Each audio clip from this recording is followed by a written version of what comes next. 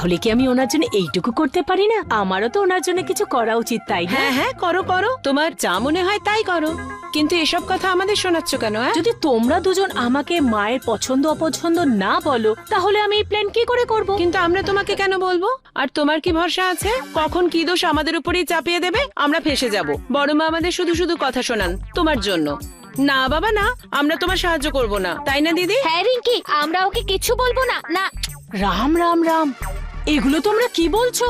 বরং মাকে গিয়ে আমি বলবো যে তোমাদের দুজনের জন্যই আমি মাকে আরো ভালোভাবে বুঝতে পেরেছি। তোমাদের দুজনের তো আমি প্রশংসা করব। আই এম শিওর যখন মা জানতে পারবে তোমরা দুজন আমাকে সাহায্য করেছো, তখন উনি খুব খুশি হয়ে যাবেন। আর কে বলতে পারে খুশি হয়ে তোমাদের কেউ আমার মতন সোনার বিছে, সোনার হার, সোনার নুপুর এইসবও দিয়ে দেয়। কি আরে বলছো কি? বাহ, শ্রদ্ধা। আরে শ্রদ্ধা, আসলে সত্যি এরকম হতে পারে? হ্যাঁ, গোল্ড জুয়েলারি, ওএমজি। শ্রদ্ধা, তুমি না কখনো কখনো একটু অসাম হয়েই যাও, তাই না? হ্যাঁ। বড়মার ব্যাপারে তোমার যা যা জানার আছে সে সবকিছু আমরা দুজন তোমায় বলে দেব।